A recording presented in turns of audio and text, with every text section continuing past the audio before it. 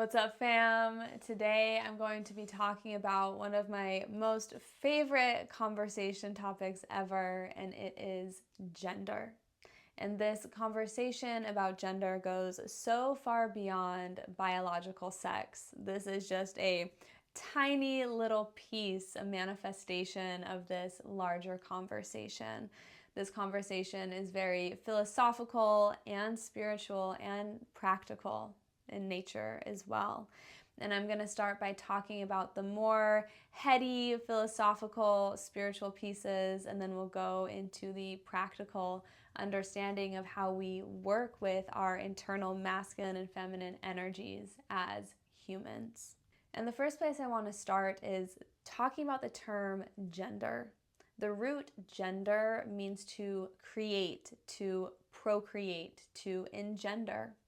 And so when we're talking about masculine and feminine energy in this way, when we're talking about gender, we are talking about the fundamental forces that underlie all of creation. And my studies of gender largely come from the path of Hermeticism, specifically the 7 Hermetic principles. And these are principles and a philosophy that was very popular at the time of ancient Egypt. We can really think of it as a spiritually organized life philosophy that kind of gives us the rules of engagement of life, which is extraordinarily helpful. And the 7th principle of the Hermetic principles is the principle of gender. And in the text, the Kybalion, which is probably the most popular book that we have that outlines the 7 Hermetic principles, it really talks about masculine and feminine energy in a way that says masculine energy is always in the direction of penetrating, of giving, and feminine energy is always in the direction of receiving. So in this way, we can think of masculine energy as the gardener that plants a seed into the feminine garden that grows whatever is planted into her, whatever is in that blueprint, whatever those instructions are. She brings that to fruition. She brings that to life. I kind of think of masculine energy as the creative director and feminine energy as creation itself. So in this way, the Kybalion tells us that the feminine has a much more varied field of operation than does the masculine, because she takes that blueprint and can create with it. She is the creation itself, the garden that can grow the seed into a magnificent tree. But we need both. Both of these pieces are extraordinarily important for our creation story. And when we think of masculine and feminine energy, we can think of associations as well. With masculine energy, we can think of electricity, the sun, the daylight, the conscious mind. Masculine energy is direct.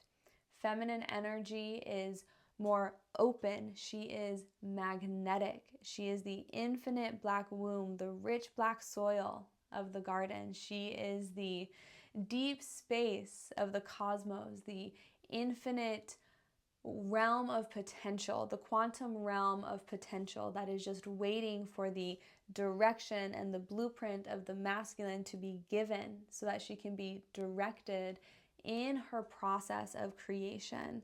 So we can think of the feminine, parts of the feminine, as this latent field of potential waiting for this instruction from the masculine to turn that potential into creation, to bring potential into reality.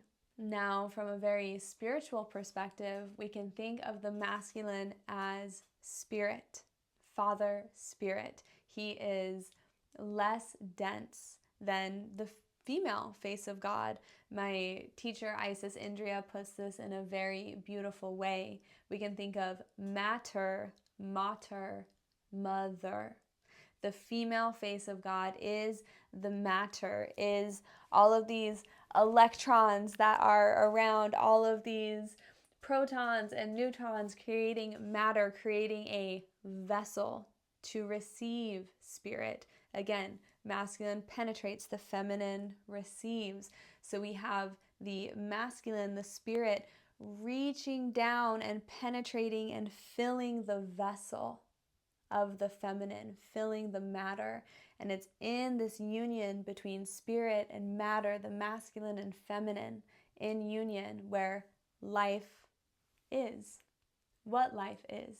And when we understand this, we see that there is a natural giving and receiving, a penetration and receptivity to all things. And this next part is really my understanding of the creation story. This is not stated in the Kybalion, but it's just the way that I comprehend how the universe came to be.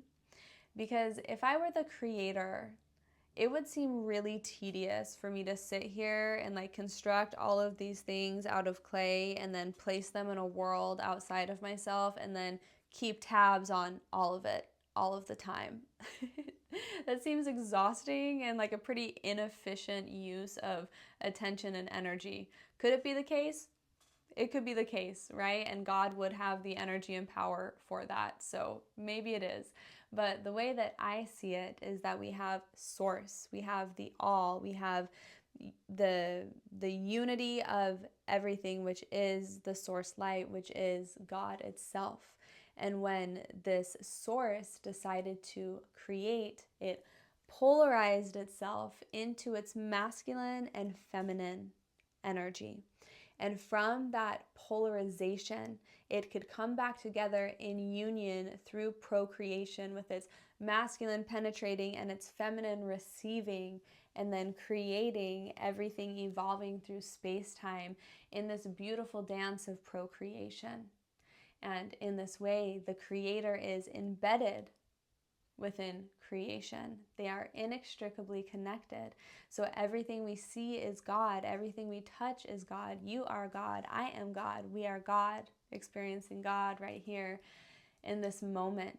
And I just love this viewpoint because, it reminds us that there is truly nothing more sacred than the present moment. God is the present moment. Okay, so now moving into a more practical discussion of masculine and feminine energy and how we experience this within our human selves. And one thing that's really beautiful here is that as we see these principles of creation, of gender, of masculine and feminine energy, and the way they move through the human, there's a little bit of a role reversal to the way they move on the cosmological, more macrocosmic understanding. Because again, in this more macrocosmic understanding, the masculine is penetrating, which the masculine always penetrates, and the feminine is the vessel that receives. She essentially creates the structure. She creates the structure that allows the life force of spirit to come in and incarnate and flow through. Now, when we think about human psychology, we can think about the conscious mind as the masculine and the subconscious mind as the feminine. And again, this is because the conscious mind is very direct. We use logic, we use planning, we think through things, we build identities. I like this, I don't like that. And it's in building identities that we actualize potential in our lives, where the subconscious is more of that. The subconscious and the unconscious is that realm of latent potential, imagination, where the creative force can flow through. And we experience it within ourselves, but also in our interpersonal human dynamics.